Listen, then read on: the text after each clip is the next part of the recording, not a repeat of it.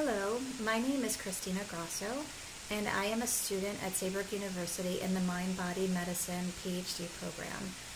This video accompanies my poster project prepared for MBM5690 for Dr. Luann Fortune, and that is for fall 2018. The title of my poster is Ameliorating Compassion Fatigue in Child Welfare with Integrated Self-Care Practices. The poster explores how compassion fatigue impacts child welfare workers and how self-care practices can ameliorate the impact of compassion fatigue on a personal, professional, and organizational level. The research question sprang from my clinical practice as a therapist working in residential treatment and child welfare settings for the last 18 years. And my work has transcended from being a therapist to supervisor to now a director, where I'm in charge of implementing and strategically developing best care practices for not only my clients but also for educating staff. And at a very early stage in my career, I was impacted by compassion fatigue and experienced burnout. And I have become very interested in how to prevent burnout in other therapists and other staff people. And through my coursework thus far at Saybrook, I have found that there are lots of practices that focus on self-care, but there seems to be a need for further research in child welfare. So this research question was really born from that practice of really recognizing how to bring the research that's needed to this particular population. So social service agencies were disproportionately impacted by reduced resources and cuts in funding, and mental health workers in general have increased vulnerability to compassion fatigue due to their empathy and also their prolonged exposure to emotional strain. And we see that within child welfare systems, the child welfare actually displays higher rates of compassion fatigue than any other social service workers. But despite that level of compassion fatigue, they also exhibited lower levels of burnout, indicating that they actually are deriving satisfaction from the work they do. And what we also see is that self-care that promotes compassion satisfaction can actually be a preventative and protective factor in ameliorating compassion fatigue.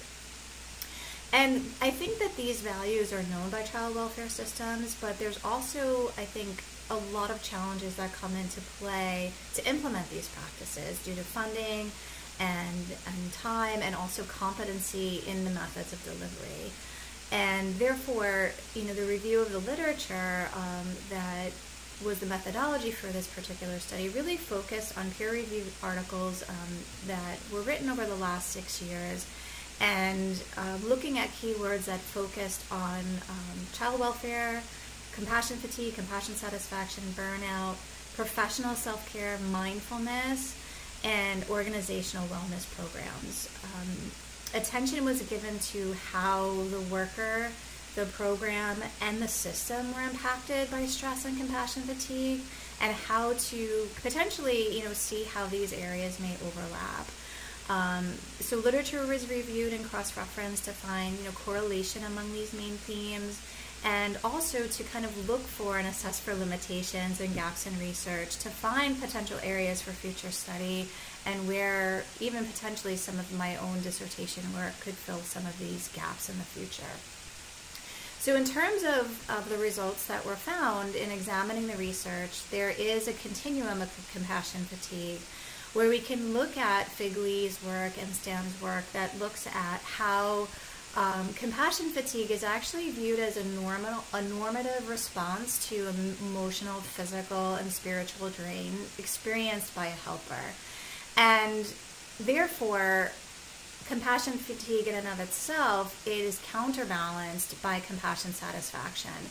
So in many ways, this levering effect of how the balance of the day brings satisfaction, but also fatigue, that balance is a very delicate balance. And when compassion fatigue becomes too heavy and weighs down the satisfaction of the work, you can actually create an experience of experiencing either secondary traumatic stress or burnout. And the differentiation between these two areas is that secondary traumatic stress is a nuanced term. It's not always seen in all the literature. A lot of the literature looks at compassion fatigue and secondary traumatic stress kind of interchangeably, even so with burnout. But stress related to secondary exposure in witnessing and experiencing the client's trauma narratives can be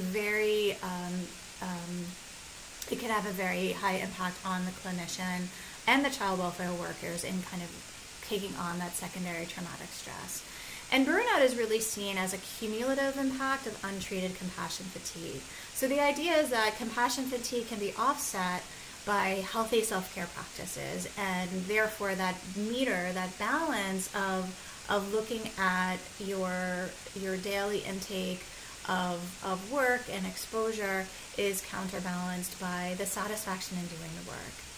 So I further looked at research, from Hopwood, Schutte, and Loy, as well as Miller, Donahue, Dioy, Mew, and Shalash, that really looked at how compassion fatigue, what it looked like within the child welfare system.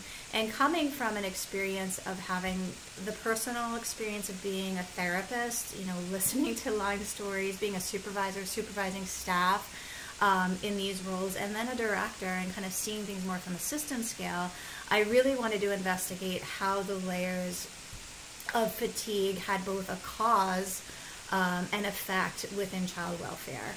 So what I mean by that is there's a lot of inherent issues within the child welfare system that contribute to compassion fatigue and actually can cause increased organizational stress. And those things from a personal level through an organizational level, starting at that kind of inner circle of person, is there's a higher exposure to trauma. Clinicians and staff have high caseloads of clients with trauma. They tend to have limited resource in getting their work done. There's always shortages of funding. And they're also usually working at the lowest continuum of salary for that particular job role and function. So at a personal level, there's a lot of increased stressors that contribute to compassion fatigue. Coming up to the professional level or the program level, you're really seeing shifts in bureaucracy and documentation demands. There's a lot of pressure on staff to perform, to change gears, to shift based on the various federal mandates of the system. And these limits and these changes can really cause a lot of stress. And then on an organizational level, on the larger macro system level, there's a lot of workplace turnover. There's increased workload for staff. When those staff are then vacated, there's always very high rates of vacancy within child welfare, and therefore there's an increased workload for the staff that are actually there and working. So the effect, so these things all contribute to compassion fatigue. And what are those impacts? What are the impacts of those things? So on a personal level, there can be a loss of self-efficacy, loss of empathy, loss of compassion, fatigue. Professionally, on a program level, you can see a lot of absenteeism coming up. There's often feelings of feeling ineffective in the role, impairment in decision-making, and in client risk. So when we think about those personal, professional issues, how they transcend to the larger system level, is that there's also, the system stressors, and that there's decreased program quality and delivery of services when your workers are feeling these challenges. And then that also impacts the children. There's a decreased chance of permanency for these children because the services that are in place to really get them permanent placement is also jeopardized. So in looking at this work, what I started to see was how do we think about the personal, the professional, and the organizational kind of coming together in an integrated approach. So an integrated systems approach to self-care. So how do we increase self-efficacy? When we can bring in self-care practices, when we can increase compassion fatigue, we start to see these wheels turning and working together. So how do we do that? What can we look at? So self-care practices are very, very vast. They're also extremely subjective. So looking at major themes that emerge in the literature, on a personal level, there seem to be a lot of collapsing of theme around mindfulness, loving kindness meditation, coping strategies for emotional regulation, adequate sleep, and healthy eating. On a professional level, training and professional development were key. Getting people knowledge, giving them, a continuum of learning, having supervision and consistent team support.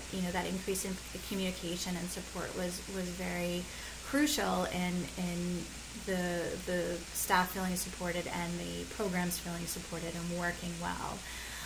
Staff release time was also a really big part of program to allow for some rest and restoration, and also a safe work environment. Very often in child welfare, you're dealing with lots of emotional and behavioral issues that contribute to very often crisis-driven behaviors within these settings, and the work environment can often be one of coming in and not really knowing what to expect. And so professionally, having a safe work environment was a key factor. On an organizational level, it was very key to see that there was strategic development of wellness initiatives with all levels of staff input, and that training for leadership on understanding and recognizing the impact of compassion fatigue and how self-care practices could actually sustain wellness was a really key point. So it wasn't just about helping the line staff, it was also about helping leaders create a change in culture to recognize and uphold a culture of wellness. And within that, successful self-care practices on an organizational level also included programs that included an evaluation feedback loop that measured employee feedback. So employees were a part not only of the creation of these initiatives, but they were also a big part of giving feedback and monitoring what was working and what wasn't, and also having some really set, standardized outcome measures that measure change. So without those things on an organizational level, these things didn't work. So I took a closer look at how mindfulness and meditation played a key role. And when we think about mindfulness, the ability to relate to any experience in a focused and non-judgmental manner was a real key contributor to self-care. And the benefit was that it actually decreased burnout. It actually decreased the sense of depersonalization that often came from the work. It assisted in helping staff and clinicians recognize and assist in their emotional regulation and identification. And overall, we saw increases in job satisfaction that then translated to with a increase in the therapeutic alliance with the clients.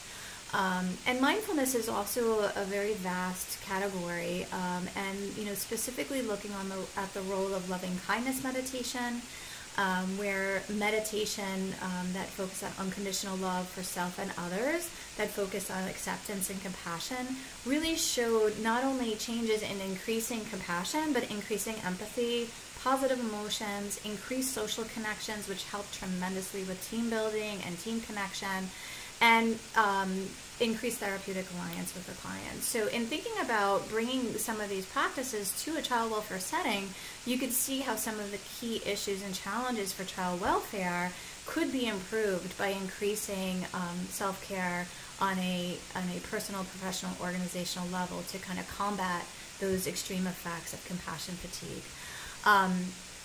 So with that being said, I think that, in conclusion, there's a lot of unique risks that are inherent in child welfare, and therefore, because of the uniqueness and the positioning of these systems, they also require a unique and also a multi-level system in response to compassion fatigue and burnout.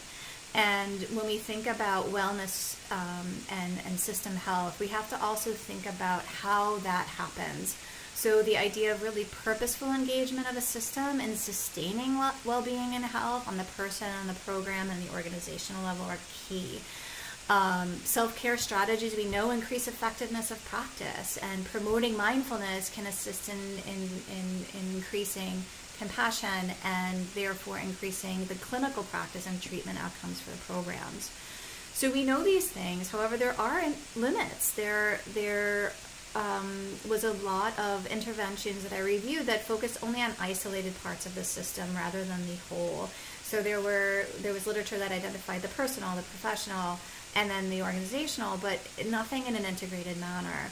and that self-care was also something that was much of a subjective construct that lacked a universal approach or framework for implementation, for project-based deliverables, and that a lot of the mindfulness programs that were being used on an organizational level were very high demand. They were time consuming, and it was a difficult program to launch in a child welfare system where there isn't a lot of time for implementation and sustainability, and how do you create something that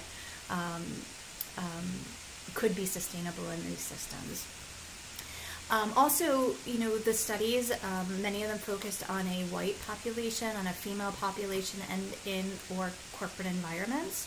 And there was also a lack of trauma-specific measures that effectively measured self-care practices.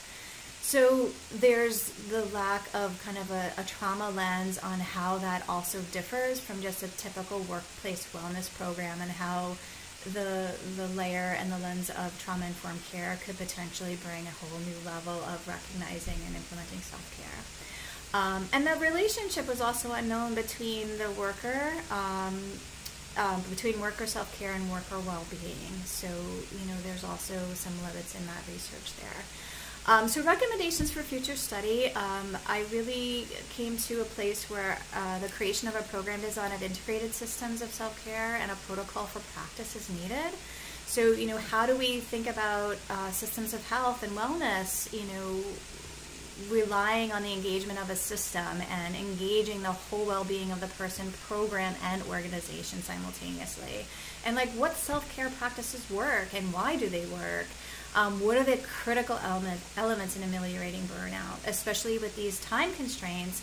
Really thinking about what are the effective practices and what is going to be and provide the most yield for the time put in.